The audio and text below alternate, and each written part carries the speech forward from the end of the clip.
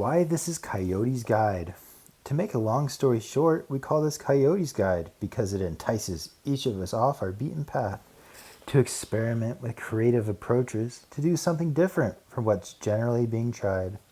Coyote goads us to be willing to have a true sense of play and abandon, knowing that this new, uncharted way will truly be the only way out. The mentoring approach in Coyote's Guide to Connecting with Nature challenges convention. It requires that we who wish to mentor others get in touch with and trust in our own coyote selves, teasing us out of our indoor world and leading us all to connect in an intimate and meaningful way with the natural world and our natural selves. We use a radical approach without textbooks or tests. We simply begin with the roots of nature education by engaging people in direct experience with the plants and animals just beyond the edge of their backyards. This book hopes to inspire you and coach you into stretching your own creativity. We offer you a bunch of tools and strip them down to underlying principles that you can apply to your situation. Like a book on gardening, we don't know what exactly will grow in your place, but we can give you the principles and encourage you to innovate with them. Then, these tools will become yours. That day in Redmond, as Coyote led me from edge to edge deeper into the forest, I learned this. He is the edge walker, he who walks around the edges. The Lakota song honoring the wolf, fox, and coyote species suggests how Coyote does his magic.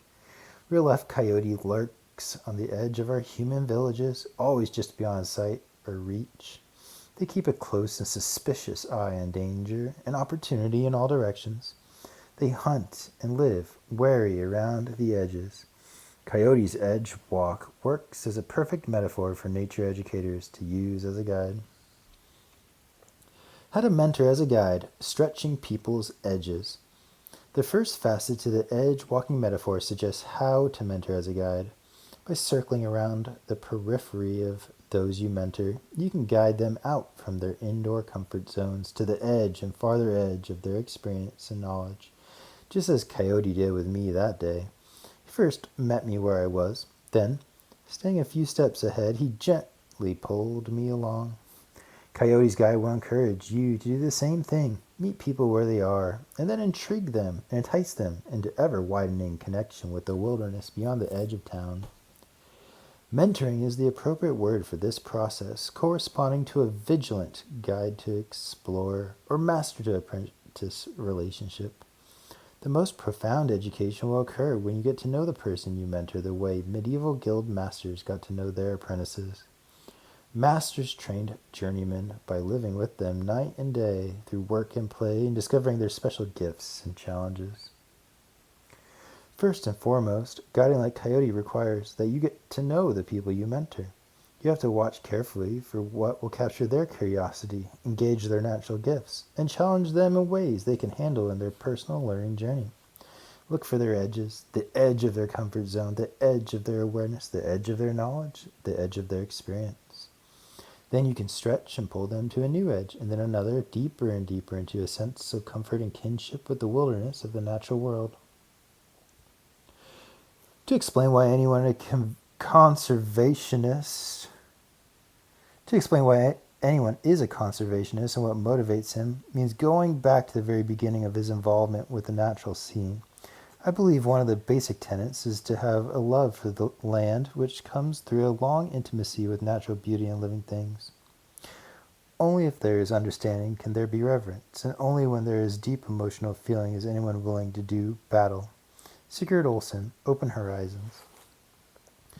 Melanie's story. Here's an example. At a summer camp in a park in the heart of a big city, Seattle.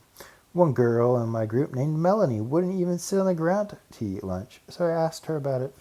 She said she was scared of spiders and thought they might crawl on her if she sat on the ground. That was her edge. So after lunch, she stood the whole time. I asked my group of kids if they wanted to play a hiding game. They all yelped in delight. Yeah! Their inspiration was so high that I could see the excitement creep into her face. When it dawned on her, her face suddenly changed. Hiding would mean her lying in the bushes on the ground. She told me she wasn't going to play. but I could see her wavering now on her edge, ready to push through.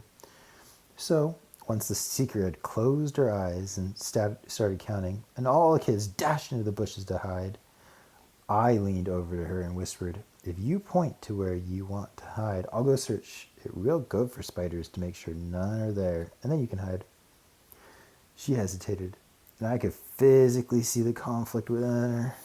Finally, she nodded, "Okay," and looking around, pointed to a huge sword fern behind a fallen log. I went over, got down on my knees, and then on my belly, looking all around. Not finding any spiders, I got up, brushed the dirt off my shoulder, and smiled. "It's all clear." She walked over and carefully squatted down on her knees, her head and body covered now by fern leaves. Out of the corner of my eye, I watched her squirm and worry her way through that first round of hiding. But by the fourth or fifth round, she was diving into the thickest bushes without hesitation. I wish you could have seen the smile on her face when the game was over, the sparkle in her eye. She had pushed through her edge. What had seemed like a scary wilderness, she could now be comfortable. So the coyote mentoring mind then asks, what's her next edge? The trick to coyote mentoring is to watch and listen and get to know well the people you guide. Then to continually stay a couple steps ahead and guide them edge by edge into ever-expanding orbits.